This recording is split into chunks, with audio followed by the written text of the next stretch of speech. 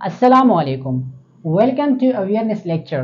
Video को देखकर आप लोगों ने गेस किया होगा कि आज हम कौन से टॉपिक्स को डिस्कस करने जा रहे हैं। ह्यूमन आइज, मेरा मतलब है अशोब जिस्म, या पिंक आई डिजीज और कंजक्टिवाइटिस डिजीज। अब ये डिजीज क्या चीज़ है, इसके सिम्टम क्या है, डॉक्टर्स को कब दिखाना है, इसकी काजेस क्या है, इसकी प्रिवेंशन क्या है और ट्रीटमेंट क्या है। इसके अलावा जो मोस्ट इम्पॉर्टेंट है, अगर ये बीमारी बच्चों में पाया जाए तो फिर किस तरीके से आप लोगों ने ट्रीटमेंट कर लेना है। इसके अलावा अगर एडल्ट में, स्पेशली अगर हम बात करें फीमेल्स के अंदर, तो किस तरीके से आप लोगों ने ट्रीटमेंट कर लेना है। तो ये सारी चीज़ें हम लेक्चर के अंदर डिटेल से स्टडी कर लेंगे थ्रू साइंटिफिक वे। लेकिन जस्ट सबसे पहले हम हिस्ट्री को स्टडी कर लेते हैं। 1883 में हमारे पास एक साइंटिस्ट था जिसका नाम था कोच। उसने कंजक्टिवाइटिस डिजीज के जो सबसे पहले काजेटिव एजेंट फाइंड आउट किया था वो क्या था, बेसिलाई। फिर 1886 में दूसरा साइंटिस्ट था जिसका नाम था वीक्स। उसने भी यही काजेटिव एजेंट क्या था, फाइंड आउट किया था, लेकिन कंजक्टिवाइटिस डिजीज के बजाय उसने क्या नाम दिया, पिंक आई डिजीज। फिर 1993 में हमारे पास एक और साइंटिस्ट था जिसका नाम था मिचेल होगन, जिसने एटोपिक डर्माटाइटिस एंड कंजक्चुअल इन्फ्लेमेशन के दरमियान जो कोरिलेशन था उसको स्टडी किया। किसने स्टडी किया था, मिचेल होगन ने। तो ये था short history about pink eye disease या कंजक्टिवाइटिस डिजीज। अब हम देखते हैं कि पिंक आई डिजीज या कंजक्टिवाइटिस डिजीज है क्या चीज। Pink eye disease is the inflammation of the transparent membrane that lines the eyelid and eyeball. This membrane is called conjunctive membrane. इस membrane को हम क्या कहेंगे, conjunctive membrane। अब सपोज जिस तरह यहाँ पे हमने डायग्राम बनाया है आई का, ह्यूमन आई का, तो ये हमारे पास जो ब्लैक कलर से शो किया हुआ है ये क्या है, आईलिड। और ये जो सर्कल यानी स्फीरिकल फॉर्म में है ये हमारे पास क्या है, आई बाल। इसके ऊपर हमारे पास क्या है, ट्रांसपेरेंट मेम्ब्रेन। क्या है, ट्रांसपेरेंट मेम्ब्रेन। अब इन ट्रांसपेरेंट मेम्ब्रेन की जब इन्फ्लेमेशन हो जाए, तो इस बीमारी को हम क्या कहेंगे, पिंक आई डिजीज या कंजक्टिवाइटिस डिजीज। तो ये था basic introduction about pink eye disease और कंजक्टिवाइटिस डिजीज। अब ये जो कंजक्टिव मेम्ब्रेन है, अगर आई के अंदर इसकी क्या हो जाए, इन्फ्लेमेशन हो जाए, यानी ये जो ब्लड वेसल होता है अगर इसके स्वोलन हो जाए या इस तरह इरिटेट आना शुरू हो जाए, तो इसकी रिजल्ट में हमारे पास क्या आ जाएगा, विजिबल। विजिबल का क्या मतलब, आई के अंदर हमारे पास जो ब्लड वेसल होते हैं वो विजिबल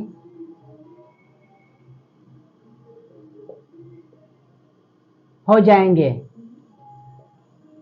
आई के अंदर हमारे पास जो ब्लड वेसल होते हैं वो विजिबल हो जाएंगे। आते हैं इसकी सिम्टम पे। सिम्टम की अगर हम बात करें, जो फर्स्ट वन सिम्टम है वो क्या है, रेडनेस इन वन और बोथ आई। या तो एक आई में रेडनेस आ जाएगा या दोनों आई में क्या आ जाएगा, रेडनेस। तो ये फर्स्ट वन सिम्टम है किस चीज की, पिंक आई डिजीज की।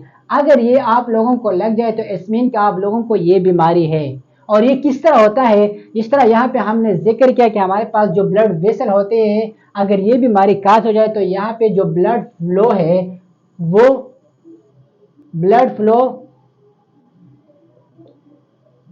तेजी से, यानी यहाँ पे जो ब्लड फ्लो है वो क्या स्पीड अप हो जाएगा। तो इसी वजह से हमारे पास इसके अंदर रेडनेस आना शुरू हो जाएगा। नेक्स्ट में हमारे पास जो सिम्टम है वो क्या है, एचिंग इन वन और बोथ आई, यानी खारिश आना शुरू हो जाएगा या तो वन आई में या दोनों में। जब ये आप लोगों को लग जाए तो इस मीन कि आप लोगों को ये बीमारी है, pink eye disease. Third one symptom क्या है, रफ फीलिंग इन वन और बोथ आई, या तो एक आई में या दोनों आई में क्या रफनेस आ जाएगा। और फोर्थ वन की अगर हम बात करें, एक्सट्रीम टीयरिंग, यानी जो आंसू है ना वो एक्सट्रीम लेवल तक आना शुरू हो जाएगा। किस तरीके से, जिस तरह यहाँ पे हमने डिस्कस किया जो ब्लड वेसल होते हैं इस एरिया से हमारे पास एक्सट्रीम टीयरिंग आना शुरू हो जाएगा। तो ये है fourth symptom of pink eye disease या कंजक्टिवाइटिस डिजीज।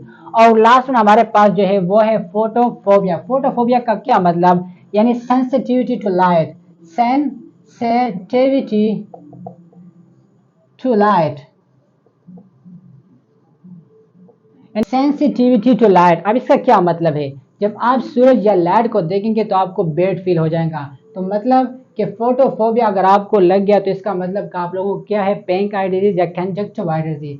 तो ये थे कुछ basic symptom about pink eye disease. अच्छा, when to see a doctor या when to check a doctor, आप लोगों ने कब डॉक्टर को दिखाना है? जब आप लोगों को ये फीलिंग आ जाए, या तो रेडनेस वन और बोथ आई में आ जाए, या एचिंग वन और बोथ आई में, या इस तरह रफनेस फीलिंग इन वन और बोथ आई, या इसके अलावा एक्सट्रीम टीयरिंग आ जाए, या लास्ट वन फोटोफोबिया आप लोगों को आना यानी फीलिंग आना शुरू हो जाए, तो आप लोगों ने डॉक्टर से क्या कर लेना है, रुजू कर लेना है। तो ये था कुछ बेसिक सिम्टम। अच्छा, अगर काजेस की अगर हम बात करें तो वायरस हमारे पास मोस्ट कॉमन काज है, मोस्ट कॉमन। और कौन से virus? Adeno virus, adeno virus. इसके अलावा बैक्टीरिया काज भी हो सकता है और एलर्जिक से भी काज हो सकता है, लेकिन जो मोस्ट कॉमन है वो क्या है, वायरस है।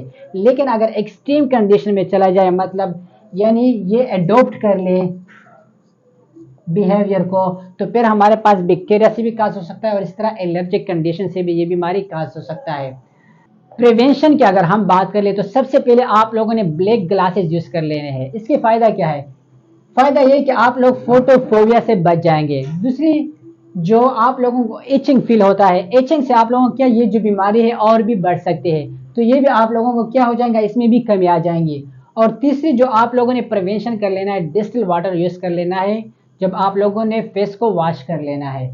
ट्रीटमेंट की अगर हम बात करें तो आप लोगों ने वो दवाई इस्तेमाल कर लेना है जो डॉक्टर आप लोगों को सजेस्ट करेगा। इसका मतलब क्या है? लेट्स सपोज अगर आपने अपने आप से कोई दवाई इस्तेमाल की और आपको बीमारी बैक्टीरिया की वजह से काज हो गई और आपने दवाई इस्तेमाल की एंटीवायरल, तो डेफिनेटली आपकी जो डिजीज है इंक्रीज कर सकता है। आप लोगों ने वही दवाई इस्तेमाल कर लेना है जो डॉक्टर सजेस्ट कर ले, ठीक है। आप जब आप लोगों को ये फीलिंग आ जाए, रेडनेस या एचिंग या रफ या एक्सट्रीम टीयरिंग आ जाए या फोटोफोबिया, तो आप लोगों ने डॉक्टर से रुजू कर लेना है और डॉक्टर जो दवाई लिख ले वो आप लोगों ने यूज कर लेना है, ठीक है। अगर एंटीवायरल लिखते तो एंटीवायरल यूज कर लेना, या एंटीबैक्टीरियल लिख दे तो एंटीबैक्टीरियल, इस तरह एलर्जिक के लिए जो लिख दे वो आप लोगों ने यूज कर लेना है। तो ये था इसकी ट्रीटमेंट।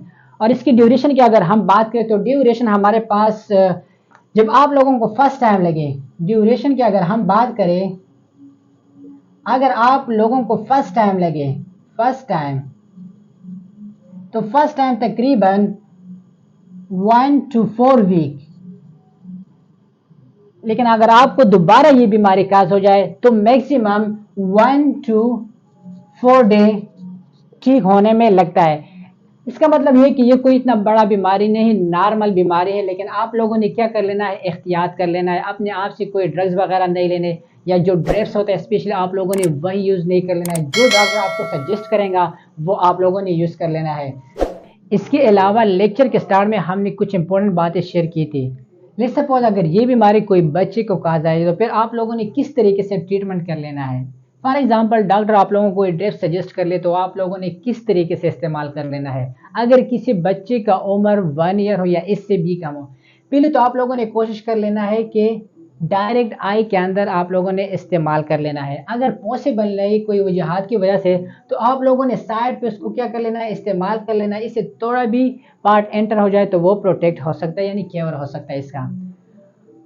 के अलावा फीमेल के लिए जो इंपॉर्टेंट बात है वो क्या है, फीमेल अक्सर आई कंटेक्ट लेंस इस्तेमाल करते हैं आई कलर को चेंज करने के लिए, यानी जो आई बाल होता है इसको चेंज करने के लिए आई कंटेक्ट लेंस इस्तेमाल कर लेते हैं। लेट्स सपोज अगर किसी फीमेल को ये बीमारी लग जाए और उसने ये आई कंटेक्ट लेंस इस्तेमाल की हो और दोबारा से कुछ महीने के बाद वो दोबारा से इस्तेमाल करे, तो फिर चांसेस है कि वो बीमारी दोबारा से लग जाए। तो कोशिश कर ले कि आई कंटेक्ट लेंस इस्तेमाल ना करे ड्यूरिंग पिंक आई डिजीज या कंजक्टिवाइटिस डिजीज। तो ये इसकी क्या है, प्रिवेंशन है या केयरनेस है। तो आप लोगों ने एहतियात कर लेना है।